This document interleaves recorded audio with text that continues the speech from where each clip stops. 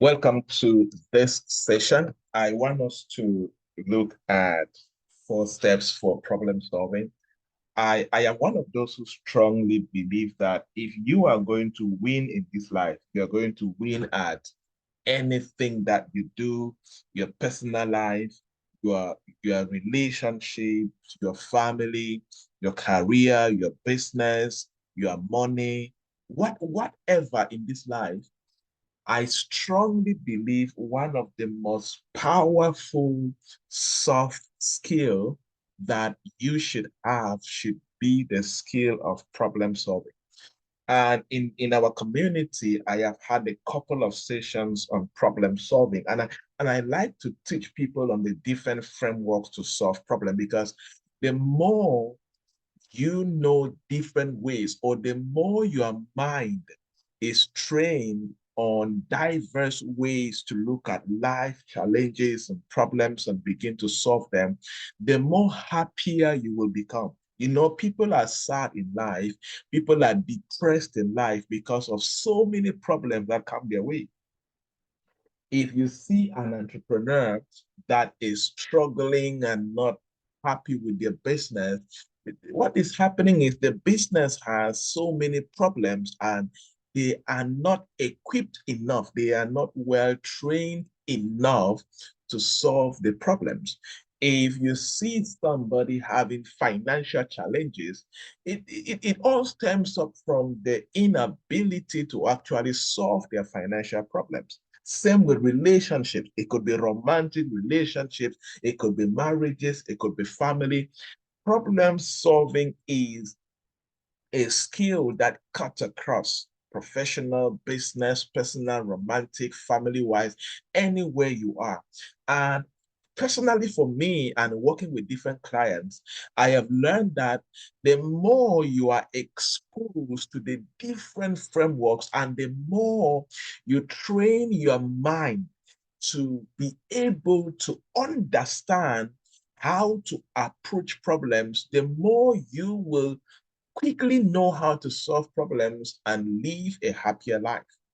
You know, one time, one of my staff asked me that she has noticed that there's no problem that comes my way that I am anxious about, or I get sad about, I get angry about. It's true. There's actually no problem. I'm still see that kind of problem. But it doesn't mean I don't go through problems. No, I go through problems. I have lost millions in stuff. I have gone through all kinds of problems, but they don't come at me and hurt me or distort my living, because when they come at me, I think I have trained my mind over the years to operate from that dimension where I am also very good at anticipating the problems that may happen, and I start designing the solutions to prevent the problem from happening. And that is the power of solving problems, or building your skills to solve problems, right? So problem solving is a skill that you need to consistently train yourself to develop this skill, because you will always need it. You will always need it as a person, as a professional, as an entrepreneur, or whatever that you do. So today I want to walk us through this 4 step process that I get to use a lot, and I have observed many people using it. It could be consultants that I've worked with, it could be coaches that I've worked with, it could be other entrepreneurs that I have as friends. See, when somebody has a problem around me, I am not focused on how the problem hurts them. I pay attention to how they try to address that problem. I love to look at that. Like when they complain anything to somebody, or I'm with a friend, I'm with a fellow entrepreneur, I'm with a millionaire, I'm with somebody that maybe a mentor. Sometimes I just ask my mentor how he solves problems, right? Because I like to understand the patterns, the ways, the frameworks, or how people look and address problems, because you learn from it and you can use it. So this is one of the 4 step process that you can use, right? This is not for you to just listen to right now. No, I want you to understand this 4 step process and make it part and parcel of you. I want you to go through this 4 step process and try to use it. Okay? If you are going through any challenge right now, you have any problem right now, after this, I want to challenge you. Sit down. And that's why I always advise people, don't try to solve problems in your head. There are people they just run imagination. Is one of the ways. But let me tell you one thing I do. Many a times when I'm going through a problem, I like to combine my mind and a paper. I get a blank sheet of paper and I start writing stuff. I start writing, this is how I'm going to solve this problem. While my mind is thinking, I am trying to create a way out of the problem. One of the things I have seen people go through is when they go through problems, all they see is they just sit and imagine. Yes, it's good to imagine and run your mind around the problem, but it is not enough because the problem can be too complex. Even you yourself, you can be so emotional that you're not going to think very well, just imagining and thinking. But when you are imagining and creating something with your hand or on paper, it makes the problem solving easier and more efficient. Okay, so if you are listening to this session right now, after this, go and sit down. If you have a problem right now, it could be whether it's a business problem, a finance problem, a career problem, a problem at work, even a relationship problem. Sit down and try to pick out this four-step process. You will see how you will be able to solve that problem. All right, so let's quickly look at the four steps for problem solving in this session. All right. So I like to call it the framework because it's a process. So this is the four-step process on your screen, as you can see. Step one starts with you assessing which problem to solve. Now, I like to look at this from this perspective because, many times people are overwhelmed on which problem to solve. Human I see if you talk to any human being right now, they will tell you that they have more than one problem. The difference is that some problems are not important and they are not urgent. That's the difference. We all have problems. Even if you are listening to me right now, and let us say that your house is dirty, that's a problem. Or let us assume that you don't have enough money. You have money, but don't have enough money as you want. That's a problem, right? Yes. So one of the most important things that people need to learn how to do is to assess which problem to solve. There are some problems that when they come, because many people don't know how to manage their emotions, they treat every problem as an emergency. One of the ways to build peace is to know which problems that can wait and which problems you can handle immediately. Yes, not all problems are emergencies. Some problems can actually wait. And some problems, when they wait, they will solve themselves over time. And it takes discernment and wisdom to know which problem. Sometimes my team will tell me something, I'll just say, okay, you know what, I have heard, then let us wait and see. Sometimes some problems, when time goes by, the problems solve themselves. But you need to make sure that you have played the problem in your head and you have looked at the different scenarios. Okay. So one of the best things that can happen to you is for you to learn how to assess which problems to solve. Many people are overwhelmed in life right now because they are trying to solve all problems. Important problems, they're trying to solve them. Urgent problems, they're trying to solve them. Not important problems, they're there. Not urgent problems, they're there. Other people's problems who doesn't even concern them, they are there. They are just everywhere trying to solve all problems. No, when you do that, your life will be full of sadness. You will be so overwhelmed.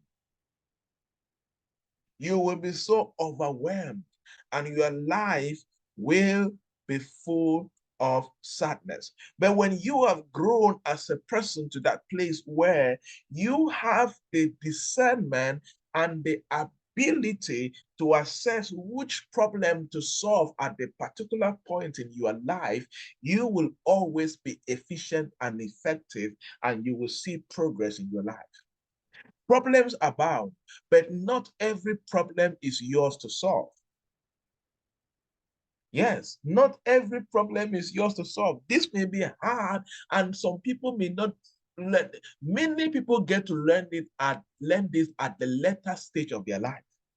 Like they live all their life trying to solve every problem that comes their way, and even everybody's problem. Then they get overwhelmed. They're always sad and depressed because they're trying to solve everything. No, I want to challenge you. The first in this framework, the first step to problem solving is for you to assess which problem to solve at a particular season of your life. Like, for example, at this particular moment in your life, upon all the problems that are coming your way right now, which is the most important you have to pay attention to? There are people that they don't know whether they should focus on solving family problems or they should focus on solving business problems. Learn to assess which problem to solve and learn to assess which problem not to solve. And learn to understand that not everybody's problem is your problem. And also know that everybody will not take your problem as their problem, so that you stop having entitlement mentality and being disappointed every time because people did not show up for you. Also know that your problem is not everybody's problem, and stop having high expectations and having this high entitlement mentality. Many people get to go into disappointment and sadness and depression because they expected so much from other people and the people did not show up for them.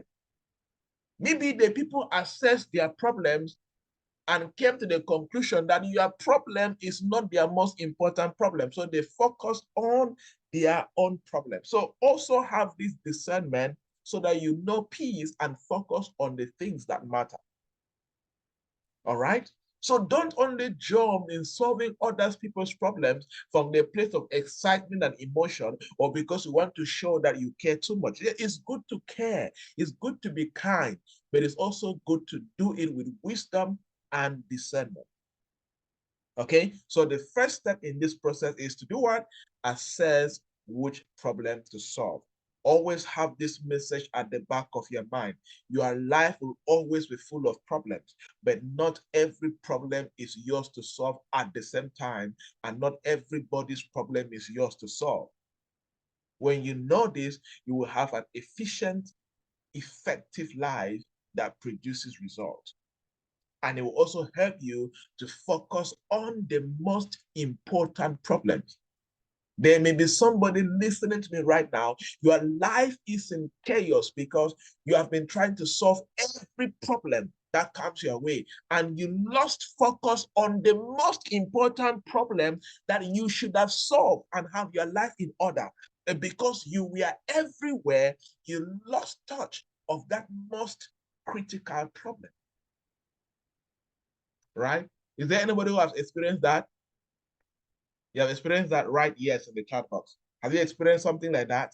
You notice that in your life, you are just everywhere trying to solve every problem. You are just crazy everywhere. But later on, you realize that, oh, I was actually busy trying to solve all these unnecessary things, and I lost touch of the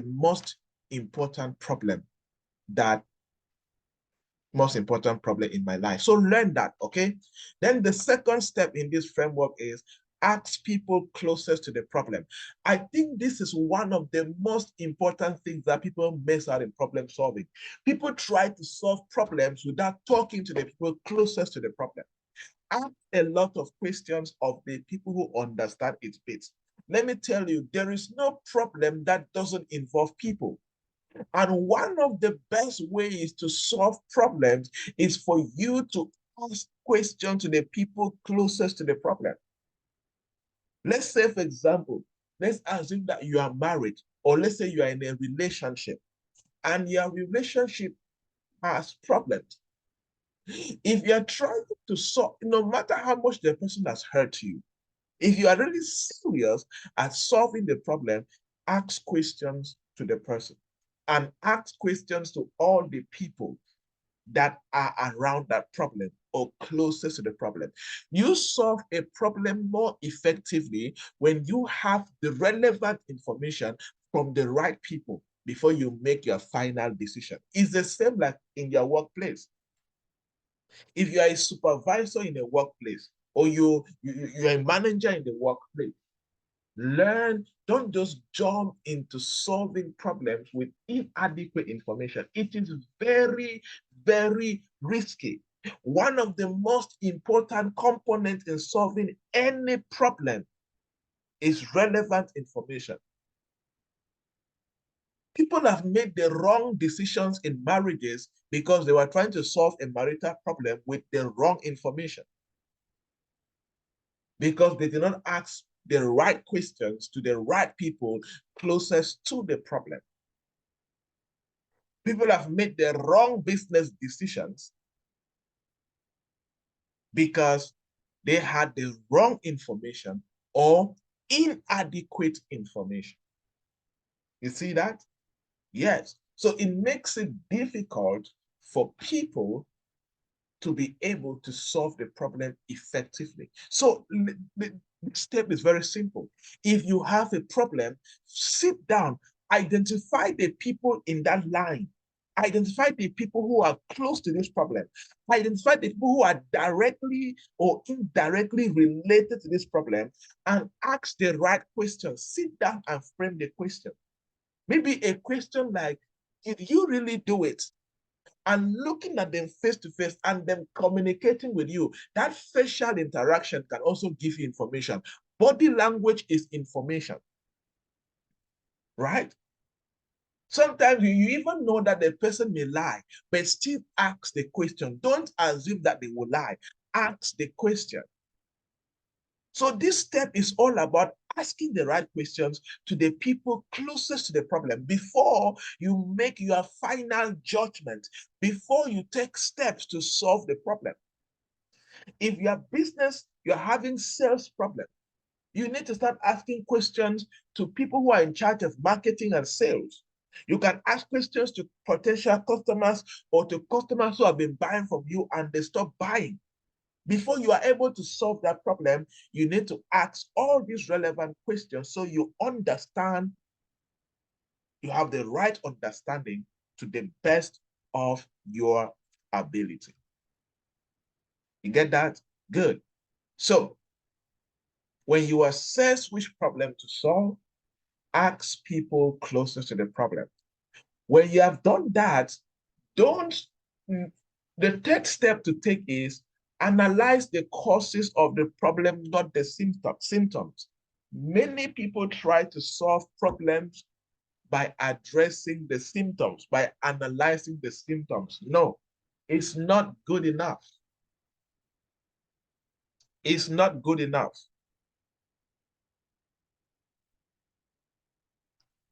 It's not good enough.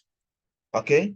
Because since we are human beings and we are full of emotions, we get to analyze the symptoms, not the causes of the problems. Learn to look deeper beyond the symptoms.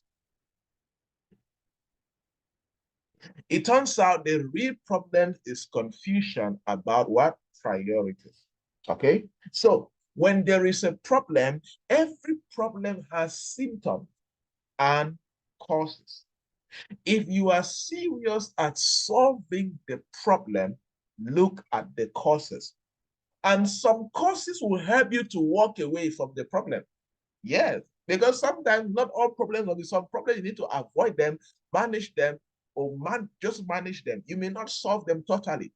Because you can look at the causes and you understand that if you cannot sort out the cause, if you cannot solve the cause, then you will not be able to solve the problem, right? So spend time to analyze the causes. For example, let us say that you are having poor sales in your business. That means customers are not paying for your product. Customers are not coming to pay. People not coming is a symptom, or people coming and not actually paying is a symptom. Now, what is causing them not to pay? You need to look at the cause. What is causing them? Maybe it is poor customer service. Maybe it is poor product design. Maybe it is poor packaging. Maybe it is better competitors are offering better packages to your customers. Look at the cause. Poor sales is just the symptoms of the problem. Go to the cause. Go to the cause right now. Let's say you're married as a husband and you say your wife is always angry and disrespecting you. That may be the symptoms. That is the symptoms. What is causing that? Maybe you need to have an authentic conversation with her to understand the cause, or you need to observe her carefully. Forget about her anger. Forget about her disrespect. Begin to look at what is sponsoring the symptoms. Because when you solve symptoms, the problem will always persist. But when you address the cause of the problems, you can actually cut off the problem. You get that? Good. So let's say you are listening to right now and you are living hand to mouth. You are living paycheck to paycheck. Your monthly income is not enough. That is the symptoms. What is causing you not to make enough money to take care of yourself and your family? What is the cause? Maybe the cause is that you don't have enough high income skills that you can monetize and make a lot of money. Maybe the cause is that you have inadequate knowledge. You are so limited in your exposure. Maybe the cause is that you don't know enough, you don't have enough information about your industry. Maybe the cause that you have limited certifications that can qualify you to get a better job. Maybe the cause that you have a limit, your network is so limited. You don't network with relevant people that can position you to get access to opportunities that can change your life. So you need to look at the cause, because poverty is a symptom. What is causing poverty? What is causing limited finances? What is causing limited income? What is the cause? Okay. So if you are serious at solving problems, you need to create time and sort out the cause. Okay. You have not truly solved a problem when you have not analyzed the causes of the problem and develop a plan to address the causes that you discovered. And that's take us to step 4. Step 4 is when you start acting on the causes so that you can solve the problem. If you cannot follow through on what you have discovered, you cannot follow through based on the information you have gathered after asking the questions. You have not followed through based on the information you have gathered after analyzing the causes of the problems and acting upon, you will not be able to solve the problem. Every problem to be addressed, action must be taken. And let me tell you something, some actions around some certain problems require faith and the willingness to take risk, because some problems, when it's time to solve the problems or act on the solutions, fear will be there, because you are wondering what will be the outcome of this. Let's say, for example, you have analyzed your problem of maybe limited finances and all of that, or limited opportunities or career difficulties, and you have discovered, you know what, maybe you need to relocate from your town to a better town, or you need to relocate from a country to another country. That's what you want to act upon. Now, it takes a lot of faith, because relocating to a new town, there's a lot of uncertainty. It's not your town, it's not your base, it's not where you were born, it's not where you were educated. You know, it is easier to start life in a town where you were born, or in a town where you went to school, or in a town where you got your first job. It's very easy. But you see, moving to a new town or to a new country, there's a lot of uncertainty and a lot of risk. But maybe you have asked a lot of questions and you have analyzed the causes of your life, and you have seen that, hey, I think you think that the best way to sort this out is for you to move. There will be uncertainty, there will be risk, there will be fear. Okay? But There are many problems that for you to sort out and take your life to the next level, you must be willing to act in faith, and you must be willing to take the risk, conquer the fear, and see what is on the other side. As they always say, at this moment in time, when you are about to act, it's either you face everything and rise to the top, or you forget everything and run. That's how some people define fear. FEAR. F stands for face everything and run, or face everything and rise. And there are many problems in your life that you will come at the age when you need to act. Is either you forget and run and remain where you are, or you take the step to solve that problem and see what is on the other side. That means facing everything so that you can rise to the top. But in all, if you are going to consistently rise and move your life forward, you need to understand the framework of solving problems. You must be comfortable at solving problems. You must be willing to address problems, analyze the causes, and be willing to take the risk even when there is high uncertainty. Because problems you pamper can either hurt you tomorrow or destroy you. Always make sure that any problem you have allowed, you are observing it. Don't just never ignore a problem. As I said earlier, there are some problems that you can allow time to play. Oh, yes, you can allow time to play while you're observing. Somebody like me, I like to do that a lot. I can be with you and you're cheating on me and doing stuff on me. I'll be observing you and gathering information. I don't just react immediately and act. I like to plan well, then I hit hard, right? What am I trying to say? What I'm trying to say is never ignore problems. When you have a problem, two things are involved. Either you solve it or you're observing it with a plan. If you totally ignore it, you are going to hurt yourself tomorrow. You are going to hurt yourself tomorrow. It is possible to analyze the problem, ask questions, and allow it hang, and just watch it for a few weeks. But not all problems you can allow them, because some problems, if you allow them, they can destroy your career. They can destroy your business. They can destroy your relationship. Some problems need immediate attention. So have the discernment to know that. Yes, some problems need immediate handling, immediate attention, urgent attention. And some problems, you can allow them, observe, and watch. But in conclusion, in all you do, never ignore a problem. Either you address it or you're observing it with a plan. So if you have a problem in your life right now and you have been ignoring it, it's wrong. Go and address it, or you start observing it, gather the right information, and have a plan to sort it out as soon as possible. To round up, make sure that you are intentionally growing in your ability to solve problems. You want to have a happier life, be a problem solver.